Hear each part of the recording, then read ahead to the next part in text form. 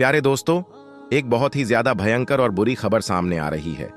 जी हां दोस्तों, अगर आज का मुसलमान जाग चुका है तो मैं उन्हें एक ऐसी खबर से रूबरू करवाने वाला हूं जिसको सुनने के बाद यकीनन आपको एक बहुत बड़ा सदमा लग सकता है और आपके पैरों तले से जमीन भी खिसक सकती है। इसलिए वीडियो को आप लोग पूरा आखिर तक जरूर देखिएगा। दोस्तों, चाहे आप हिंदू हो, मुस्लिम हो, सिख हो या ईसाई हो, तमाम ही लोग इस वीडियो को देखने के बाद जितना ज्यादा हो सके उतना ज्यादा शेयर करें ताकि जो भी ख्वाजा गरीब नवाज के चाहने वाले हैं उन तक यह वीडियो पहुंच सके। दोस्तों, आप जानते ही होंगे कि हमारे भारत देश के अंदर किस तरह से आज के वक्त में नफरत फैलाई जा रही है, भाई भाई को तोड़ने की कोशिश की जा रही है। जबकि इस देश के अंदर चाहे हिंदू हो, मुस्लिम हो, सिख हो या ईसाई हो, सभी मिलजुल के रहते हैं। लेकिन कुछ ही ऐसे नफरत पसंद लोग हैं जो कि लगातार भारत देश को तोड़ने की कोशिश में लगे हुए हैं। और जो भारत देश को तोड़ने की कोशिश करता है वो इस देश का नागरिक तो दूर की बात है, वह इंसान भी नहीं हो सकता। जी हां दोस्तों, आपको बता देना चाहता हूं कि लगातार हमने देखा जो भी सरकार के नजदीक अवैध रूप से बनी हुई चीजें हैं, चाहे वह मस्जिद हो, दरगाह हो या फिर मदरसा हो, उन तमाम ही चीजों के ऊपर लगातार कार्रवाइयां हो रही हैं और यह सिलसिला लगातार जारी भी है। ऐसे में दोस्तों, आपको बता देना चाहता हूं कि अब अजमेर दरगाह यानी ख्वाजा गरीब नवाज की बारगाह, ख्वाजाए हिंद की दरगाह को लेकर भी एक बहुत ही ज्यादा अफसोसनाक खबर निकलकर सामने आ रही है। नफरत पसंद लोग जो हैं वह अब बड़ी बड़ी बारगाहों को भी टारगेट करने लगे हैं कि जैसा कि आपको बता देना चाहता हूं कि महाराणा प्रताप सेना जो है, उन्होंने राजस्थान के जो मुख्यमंत्री हैं उनको एक लेटर लिखा है। और उसके अलावा हिंदू सेना के प्रमुख विष्णु गुप्ता ने अजमेर सिविल कोर्ट में एक याचिका दायर की थी और अजमेर कोर्ट ने उसे स्वीकार कर लिया है और यह बात कही है कि ख्वाजा गरीब नवाज की दरगाह की जांच होनी चाहिए, वहां पर भी मंदिर ही मिलेगा। जी हां दोस्तों, इस तरह का एक बहुत बड़ा दावा किया है, जबकि हम जानते हैं कि यह बारगाह सदियों पुरानी है, तकरीबन 800 साल पुरानी बारगाह है और यहां से तमाम ही हिंदू, मुस्लिम, सिख और ईसाइयों की आस्था जुड़ी हुई है। सच्चाई ये भी है दोस्तों कि इस दरगाह में करीब 90% लोग जो हैं वह हिंदू जाते हैं और 10% मुसलमान जाते हैं। लेकिन तमाम हिंदू जब यहां जाते हैं तो उनकी आस्था तो जुड़ी हुई है, साथ ही साथ उनकी मन्नतें मुरादें भी यहां पूरी होती हैं। इसलिए हर साल लाखों की तादाद में यहां पर गैर मुस्लिम पहुंचते हैं। लेकिन दोस्तों, अब इसी दरगाह को तोड़ने की कोशिश में अब कुछ नफरत पसंद लोग लग चुके हैं, लेकिन वह ये बात भूल गए हैं कि कुर्सी पर चाहे कोई भी बैठे, राजा तो मेरा ख्वाजा ही है। जी हां दोस्तों, ख्वाजा गरीब नवाज सरकार के बैठाए हुए ऊंट न उठा सके तो ख्वाजा गरीब नवाज की बारगाह को वो कैसे उखाड़ सकते हैं। ऐसे में दोस्तों, चाहे लोग कितनी भी नफरत फैला लें, चाहे लोग कितनी भी कोशिशें कर लें, लेकिन इस देश के जो समझदार हिंदू है या समझदार मुसलमान है, वह कभी भी ऐसी चीज होने ही नहीं देंगे। यकीनन दोस्तों, ऐसे वक्त में आपको अमनो अमान और भाईचारा बना के रखना है, मोहब्बत का पैगाम देना है और जो नफरत पसंद लोग हैं वह शोहरत के लिए और अपनी सीट को बनाए रखने के लिए ये तमाम चीजें कर रहे हैं। ऐसे में दोस्तों, हमें उन लोगों की बातों में नहीं आना है। ये वो चंद लोग हैं जो कि हर मजहब के अंदर पाए जाते हैं, चाहे वो हिंदू हो, मुस्लिम हो, सिख हो या ईसाई हो। हर मजहब के अंदर 2-4% ऐसे लोग जरूर होते हैं जो कि देश को तोड़ने की कोशिश में लगे रहते हैं। ऐसे लोग इंसान हो ही नहीं सकते, क्योंकि मजहब नहीं सिखाता आपस में बैर रखना। हिंदी है, हम वतन है, हिंदुस्तान हमारा। जी हां दोस्तों, जो इस देश का नागरिक होगा वह अमनो अमान और भाईचारा की बात करेगा, कभी भी इस तरह से दूसरों के आस्था को तोड़ने की कोशिश नहीं करेगा, दूसरों की बारगाहों को तोड़ने की कोशिश नहीं करेगा। इसलिए मुझे लगा कि आप तक ये बात जरूर पहुंचानी चाहिए। प्यारे दोस्तों, सच्चाई ये भी है कि इस दरगाह में हमारे भारत देश के प्रधानमंत्री हर साल चादर भिजवाते हैं। तो सोचिए कि हमारे भारत देश के प्रधानमंत्री की भी आस्था इस दरगाह से जुड़ी हुई है। साथ ही साथ दोस्तों, आपको यह भी बता देना चाहते हैं कि बड़े बड़े सेलिब्रिटी जो हैं वह अपना काम शुरू करने से पहले यहां जाकर हाजिरी देते हैं उसके बाद ही वो अपनी काम शुरू करते हैं और यकीनन उनको कामयाबी भी मिलती है। वहीं मैं आप सभी को ये भी बता देना चाहता हूं कि सच्चाई ये भी है कि तमाम जितने भी हमारे गैर मुस्लिम भाई हैं जो कि अमन पसंद है, जो कि भाईचारा चाहते हैं, वह इन बातों को सुनने के बाद यकीनन बहुत ज्यादा परेशान है कि बताओ किस तरह से नफरत फैलाई जा रही है, और यकीनन वह कभी नहीं चाहते कि ख्वाजा गरीब नवाज की दरगाह की इस तरह से जांच हो और इस तरह से वहां पर खुदाई वगैरह हो। लेकिन दोस्तों, अब बड़ी बड़ी बारगाहों को टारगेट किया जा रहा है, लेकिन मुसलमानों को यकीनन सब्र करना है।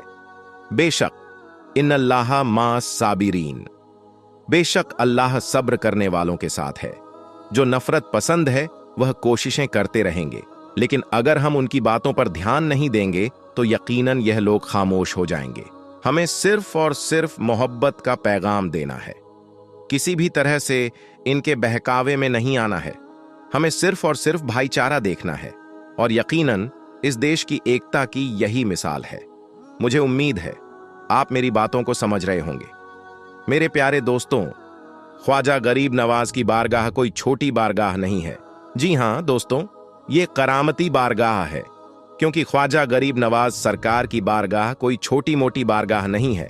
तमाम ही मजहब के मानने वालों की यहां मुरादें पूरी होती हैं।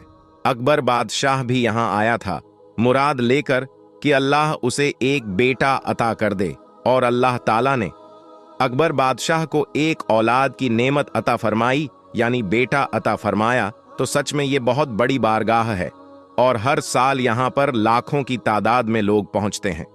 ऐसे में चाहे लोग कितनी भी कोशिशें कर लें, ख्वाजा गरीब नवाज की बारगाह का वो बाल भी बांका नहीं कर सकते। हमें इंशा अल्लाह पूरा यकीन है इस बात पर। दोस्तों, ज्ञानवापी, ताजमहल और कुतुब मीनार के बाद अब अजमेर शरीफ दरगाह के मंदिर होने का दावा किया गया है। उनका यह दावा है कि हजरत ख्वाजा गरीब नवाज दरगाह एक शिव मंदिर था। अजमेर शरीफ तीर्थ क्षेत्र है जहां ख्वाजा मोइनुद्दीन चिश्ती रहमतुल्लाही ताला अलैह की दरगाह है।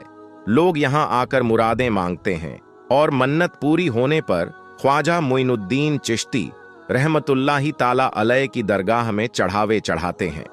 हजरत मोइनुद्दीन चिश्ती रहमतुल्लाही ताला अलैह अल्लाह के एक ऐसे वली है जिनकी मज़ार शरीफ पर धर्म और मजहब का कोई भी बंधन नहीं है। यानी कि आपकी मज़ार शरीफ पर सिर्फ मुसलमान ही नहीं जाते हैं, बल्कि हिंदू से लेकर हर धर्म और मजहब के लोग आपकी मज़ार शरीफ पर हाजिरी देने के लिए पहुंचते हैं और अपनी अपनी मुरादें पूरी करते हैं। दोस्तों, जैसा कि आप सभी को मालूम है कि हजरत ख्वाजा गरीब नवाज रहमतुल्लाही ताला अलैह की दरगाह अजमेर शरीफ में मौजूद है। आपकी मज़ार शरीफ अजमेर में तकरीबन 800 सालों से मौजूद है, लेकिन आजकल कुछ लोगों की वजह से ऐसी ऐसी बातें फैलाई जा रही हैं जिनमें यह दावा किया जा रहा है कि अजमेर शरीफ दरगाह की उस जगह पर सबसे पहले महादेव या शिव का मंदिर था। यानी कि मंदिर को तोड़कर इस दरगाह को बनाया गया है, और इस बात का सिर्फ दावा ही नहीं किया जा रहा है, बल्कि अजमेर शरीफ की दरगाह को लेकर एक याचिका भी दायर की गई है, जिसमें यह कहा गया है कि जिस जगह पर आज ख्वाजा गरीब नवाज की दरगाह है, उस जगह पर पहले महादेव का मंदिर हुआ करता था। और यही नहीं, जिस जगह पर आज मज़ार शरीफ मौजूद है, उस जगह पर भगवान का गर्भगृह था। यानी कि उस जगह पर शिवलिंग मौजूद है। इसलिए इस जगह की ASI से जांच करवाई जाए, और फिर इस अतिक्रमण को हटाया जाए, और आखिर में इस दरगाह को मंदिर घोषित करके हमें पूजा पाठ करने का अधिकार दिया जाए, ऐसा इस याचिका में दावा किया गया है। दोस्तों, आज की इस वीडियो में हम आपको अजमेर दरगाह की पूरी हिस्ट्री बताने वाले हैं।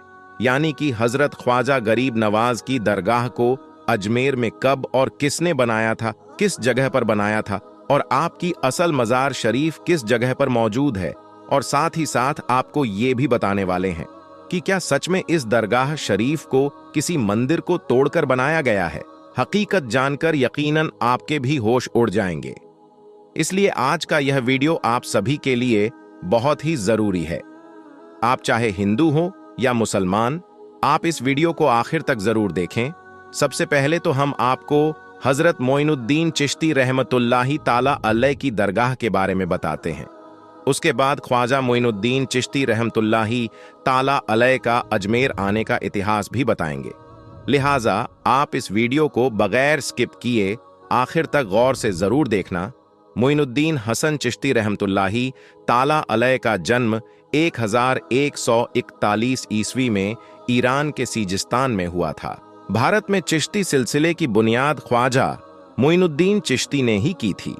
वो इस्लाम फैलाने के लिए भारत आए थे। यहां पर वो कई चमत्कार करने लगे। आसपास के लोगों में उनको लेकर मोहब्बत बढ़ गई। लोग अपनी समस्या का हल ढूंढने उन तक पहुंचने लगे। मोइनुद्दीन चिश्ती को निजामुद्दीन औलिया के बाद दूसरा सबसे बड़ा सूफी संत यानी अल्लाह का वली माना गया। सूफीवाद भाईचारा की शिक्षा देता है। उस समय यहां 5 वक्त की अजान होती और नमाज अदा की जाती थी। मुगल बादशाह उनके अमल और उनके इल्म के जानकार थे। कहा जाता है कि औलाद की ख्वाहिश में मुगल बादशाह अकबर 437 किलोमीटर पैदल चलकर ख्वाजा मोइनुद्दीन चिश्ती की दरगाह पर आए थे। इसके बाद ही उनके घर में जहांगीर की पैदाइश हुई थी। इल्तुतमिश, अकबर, रजिया सुल्तान, जहांगीर, शाहजहां, औरंगजेब ऐसे जो मुगल सम्राट थे, इन लोगों ने उस दरगाह का अपने वक्त में दौरा किया था। बड़ौदा के महाराज ने दरगाह शरीफ के ऊपर की कंस्ट्रक्शन की थी। जहांगीर, शाहजहां और जहां आरा ने इसके कंस्ट्रक्शन में भी हिस्सा लिया था।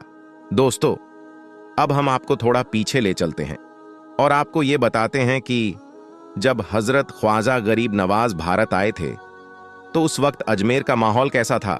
दोस्तों, 6 रजब 633 हिजरी को ईशा की नमाज पढ़ने के बाद हजरत ख्वाजा गरीब नवाज अपने हुजरे में दाखिल हुए और फिर अंदर से दरवाजा बंद कर लिया और अपने सारे खादिमों को अंदर आने से मना कर दिया। इसके बाद सारी रात आपके खादिम ने कमरे के अंदर से अल्लाह के जिक्र की आवाज सुनी, लेकिन फिर आधी रात के बाद यह आवाज आनी बंद हो गई। लेकिन फिर जैसे ही फज्र का वक्त हुआ तो आपके खादिम ने दरवाजा खोलना चाहा, मगर वह दरवाजा नहीं खुला। आखिरकार फिर हुजरे के दरवाजे को तोड़ा गया। इसके बाद आपके मुरीद ने अंदर जाकर देखा तो सबकी आंखों से आंसू निकल आए, क्योंकि उन्होंने देखा कि हजरत ख्वाजा गरीब नवाज का विसाल हो चुका है, यानी कि आप इस दुनिया से रुखसत हो चुके हैं। आपके विसाल के बाद आपकी नमाज़े जनाजा पढ़ाई गई और फिर आपको उसी जगह पर दफन कर दिया गया जहां पर अजमेर में आप सबसे पहले चटाई बिछाकर बैठे थे। हम आपको बता दें कि उस वक्त वहां पर कुछ भी नहीं था, बिल्कुल खाली मैदान था और उस वक्त आपकी मजार शरीफ भी कच्ची बनाई गई थी। फिर एक बार बादशाह अकबर ने दरगाह के नाम कुछ तोहफे दिए, जिनको बेचकर फिर दरगाह का काम करवाया गया। हम आपको बता दें कि अजमेर दरगाह का जो गुंबद है उसको हजरत ख्वाजा हुसैन के बेटे ने बनवाया था। फिर 849 हिजरी में दरगाह का जो मेन गेट है इसे मांडू के सुल्तान झासुद्दीन खिलजी ने बनवाया था और गुंबद पर लगा हुआ कलश रामपुर के नवाबों की देन है। इसके अलावा अजमेर दरगाह में सुनहरी कटहरा बादशाह जहांगीर ने बनवाई थी और उसकी मरम्मत महाराजा जयसिंह ने की थी। बादशाह अकबर ने हजरत ख्वाजा गरीब नवाज की दरगाह के लिए 18 गांव की जागीर की। इसके बाद जब हिंदुस्तान में अंग्रेजों का कब्जा हुआ तो उस वक्त इस दरगाह के लिए एक कमेटी बनाई गई जिसका काम दरगाह की देखभाल करना था। इसके अलावा अजमेर दरगाह में जो बुलंद दरवाजा है उसे सुल्तान महमूद गजनवी ने बनवाया था। ये दरवाजा 85 फीट ऊंचा था, जो कि इस दरगाह की सारी इमारतों से ऊंचा था, इसीलिए इसको बुलंद दरवाजा भी कहा जाता है। अजमेर दरगाह में मौजूद बड़ी डेक को बादशाह अकबर ने चित्तौड़गढ़ फतह के बाद में बनवाया था। वहीं पर छोटी डेक को बादशाह जहांगीर ने 1022 हिजरी में बनवाया था। दरगाह में मौजूद शाहजहानी मस्जिद को बादशाह शाहजहां ने बनवाया था। तो दोस्तों, इन बातों से पता चलता है कि अजमेर दरगाह को किसी एक ने नहीं बनाया, बल्कि दरगाह की हर चीज अलग अलग लोगों की देन है, जिनमें हिंदू और मुसलमान भी थे। इसके बाद जैसे जैसे बादशाह आते गए, सबने हजरत ख्वाजा गरीब नवाज की दरगाह में कुछ ना कुछ तामीर करवाया। दोस्तों, इससे दूसरी बात यह भी साफ हो जाती है कि अजमेर दरगाह किसी मंदिर को तोड़कर नहीं बनाई गई है। ये बात सिर्फ और सिर्फ कुछ लोगों का प्रोपेगेंडा है, यानी कि कुछ लोग हैं जो पॉपुलर होने के लिए या फिर अपने निजी स्वार्थ के लिए इस तरह की बातें कर रहे हैं। मगर याद रखें, इन बातों में कहीं पर भी कोई सच्चाई नहीं है। यह बात बिल्कुल झूठ है कि अजमेर दरगाह किसी मंदिर को तोड़कर बनाई गई है। दोस्तों, ख्वाजा गरीब नवाज चिश्ती रहमतुल्लाही अलैह की मजार मुबारक को हिंदुस्तान के बादशाह औरंगजेब आलमगीर ने तोड़ने का इरादा किया।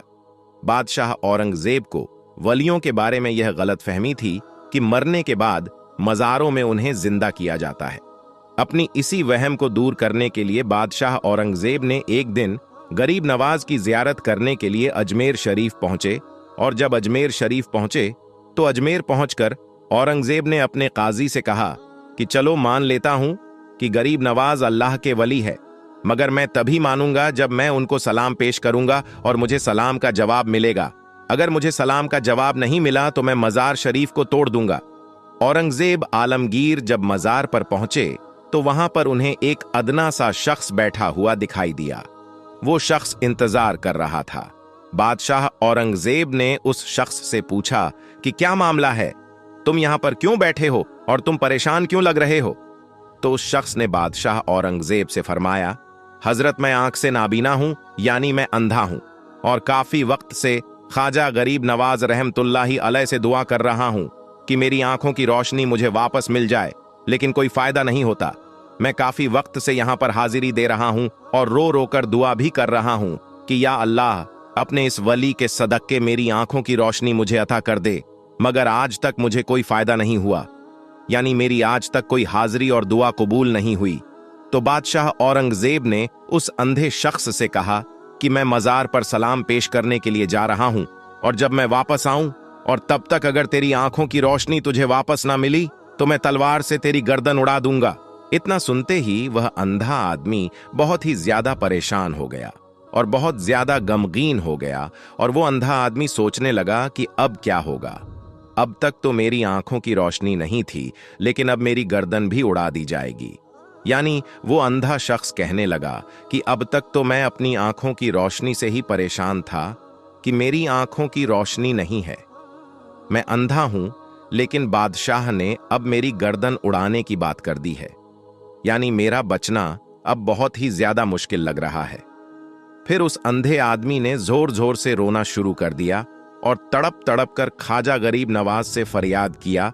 और जब बादशाह औरंगजेब ने ख्वाजा गरीब नवाज को सलाम पेश किया, यानी जब बादशाह औरंगजेब मजार के पास पहुंचे और मजार के पास जाकर उन्होंने सलाम किया, तो मजार में से कोई जवाब नहीं मिला। जब बादशाह औरंगजेब ने एक बार सलाम किया तो जवाब नहीं मिला। फिर बादशाह औरंगजेब ने दूसरी बार सलाम किया, फिर भी सलाम का जवाब नहीं मिला। लेकिन जब तीसरी बार औरंगजेब ने अस्सलामु अलैकुम व रहमतुल्लाहि बरकातु कहा, तो अंदर से आवाज आई कि वालेकुम सलाम व रहमतुल्लाहि व बरकातु। और फिर मजार शरीफ से आवाज आती है कि ये बादशाह औरंगजेब, दोबारा ऐसी जिद न करना, क्योंकि तुम्हारी जिद की वजह से मैं इस अंधे की आंखों की रोशनी लेने अर्शे इलाही पर गया था, और इसी वजह से तुम्हारे सलाम के जवाब देने में देरी हो गई।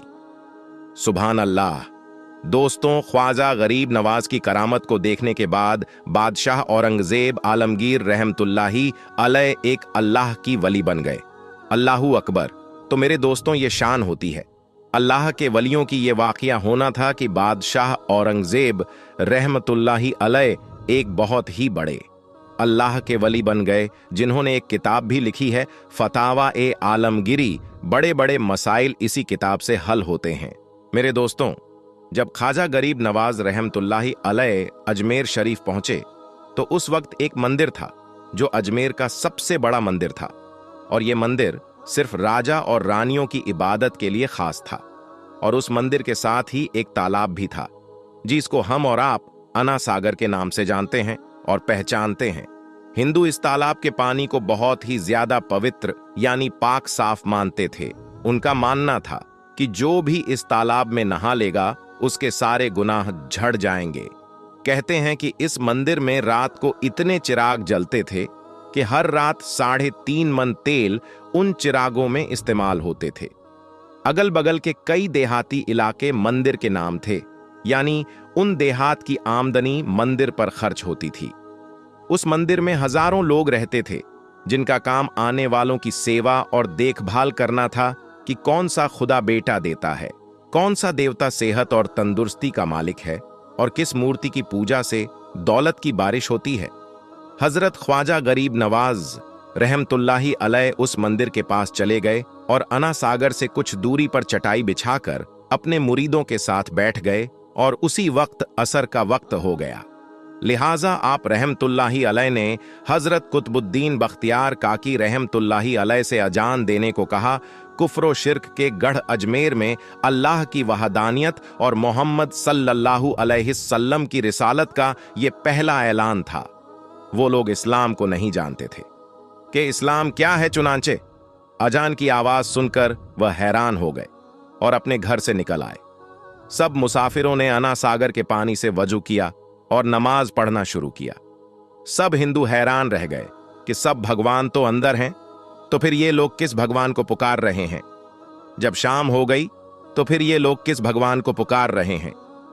जब शाम हुई तो राजा के ऊंट जो दिन में चरने के लिए गए हुए थे अपने चरवाहों के साथ वापस आने लगे।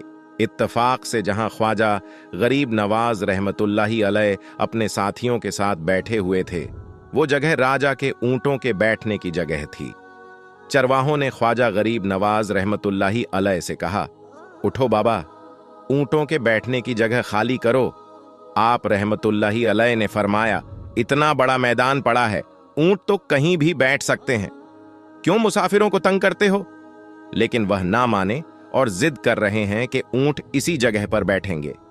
आखिर उन्होंने बहुत बदतमीजी से कहा, ये राजा के ऊंटों के बैठने की जगह है और इधर राजा के ऊंट ही बैठेंगे, तुम लोग कहीं और डेरा लगाओ। आखिर आप रहमतुल्लाह ने उठते हुए हजरत कुतुबुद्दीन बख्तियार काकी रहमतुल्लाह से फरमाया, उठो कुतुबुद्दीन ये कह रहे हैं कि ऊंटों के बैठने की जगह है, तो चलो ऊंट ही बैठे रहेंगे। ये कहकर आप रहमतुल्लाही अलैह ने अपने साथियों के साथ वहां से उठ गए। अगली सुबह जब ऊंटों को चराने का वक्त आया और उनको चराने के लिए जाने लगे, तो चरवाहों ने ऊंटों को उठाना चाहा, लेकिन पता नहीं ऊंट तो उठने के काबिल ही नहीं थे। उन्होंने ऊंट को मार मार कर जबरदस्ती उठाना चाहा, लेकिन वो बैठे ही रहे। चरवाहे बहुत ज्यादा परेशान थे कि जो ऊंट उनके एक इशारे पर उठ जाते थे, आज क्या हो गया है, क्यों नहीं उठ पा रहे हैं।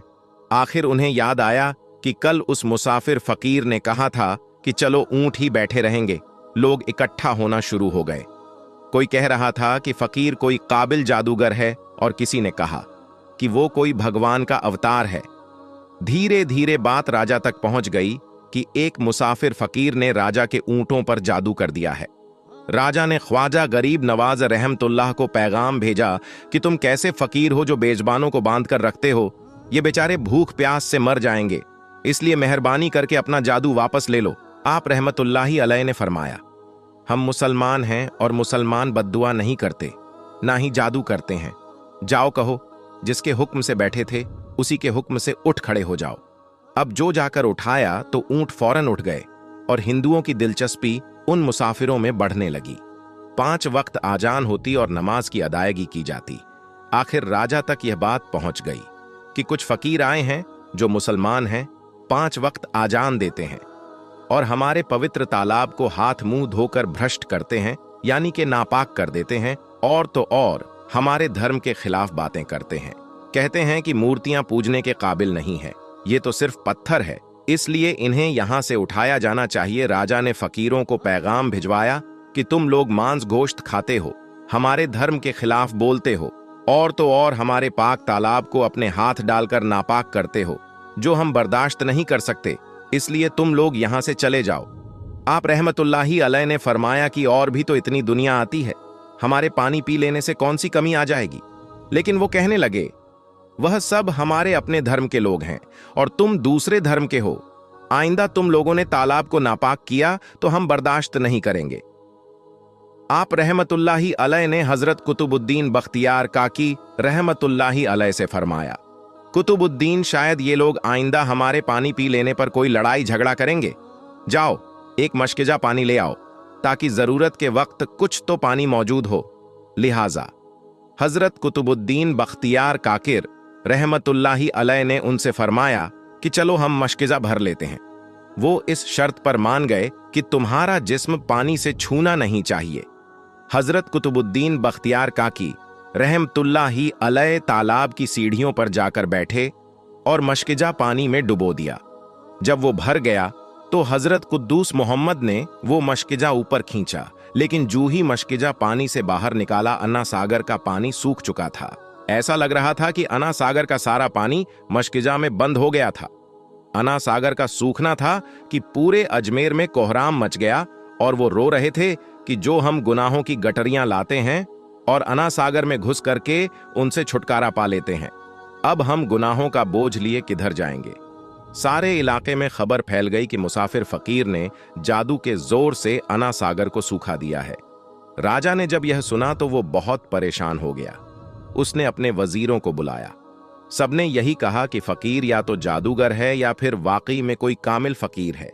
साथ ही वो परेशान हुए कि अजमेर की रौनक तो थी ही अन्ना सागर के दम से, इसी की वजह से तो लोग दूर दूर से अजमेर आते थे और अपना ईमान ताजा करके लौटते थे।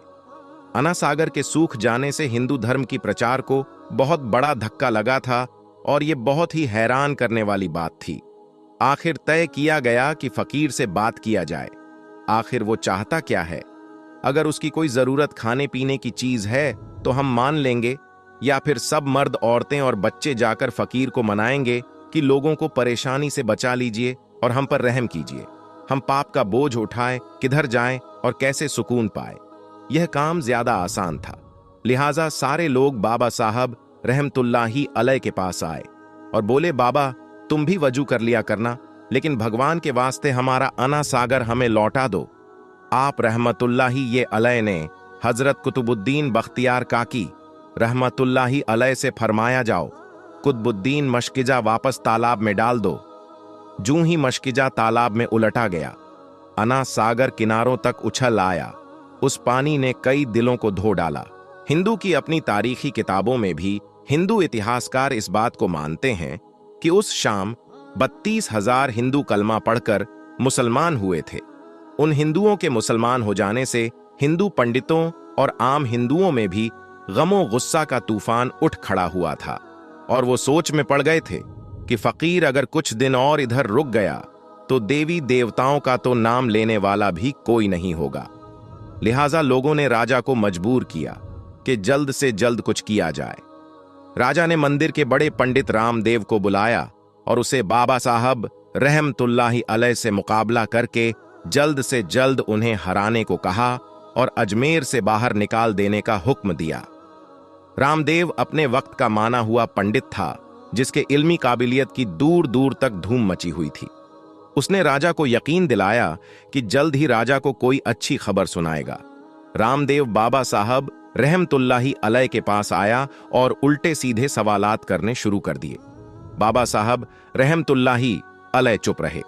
जब रामदेव ने हद से बढ़कर शोर मचाना शुरू किया तो बाबा साहब रहमतुल्लाह ने उसकी तरफ आंख उठाई और मुस्कुराकर फरमाया, रामदेव तू शोर मचा रहा है और मैं तेरे माथे पर ईमान का नूर चमकता देख रहा हूं। इस निगाह और इस लहजे में ना जाने क्या जादू था कि रामदेव कदमों में गिर गया और रोते हुए बोला, बाबा जिस धर्म के तुम हो उसी धर्म में मुझे भी शामिल कर लो। सब लोग जो ये सब देख रहे थे देखते ही रह गए, हैरान थे, परेशान थे कि ये क्या हुआ। जो खरीदने आया था वो खुद बिक चुका है, जो जीतने आया था वह हार चुका है। पंडित रामदेव खुद ख्वाजा गरीब नवाज रहमतुल्लाह के हाथों पर मुसलमान हो चुका था। सुभान अल्लाह। दोस्तों, ये अल्लाह वालों की शान होती है। जब वो अल्लाह के हो जाते हैं तो सारी दुनिया उनकी हो जाती है। दोस्तों, आज की वीडियो में बस इतना ही। मिलते हैं फिर एक नई वीडियो के साथ। तब तक आप अपना और अपनों का बहुत ज्यादा ख्याल रखिएगा। और हां दोस्तों, इस वीडियो को खूब शेयर कीजिएगा, क्योंकि अजमेर शरीफ दरगाह को लेकर बहुत बड़े बड़े दावे किए जा रहे हैं। इसलिए हर मुसलमान की यह जिम्मेदारी है कि इस वीडियो को जितना हो सके उतना ज्यादा शेयर करें, ताकि सही मालूमात हमारे मुसलमान भाइयों तक पहुंच सके और जो कोई भी पूछे उसे सही सही जवाब दे सके। इसलिए इस वीडियो को बहुत ज्यादा शेयर करें। मिलते हैं फिर एक नई वीडियो के साथ, तब तक के लिए अल्लाह हाफिज।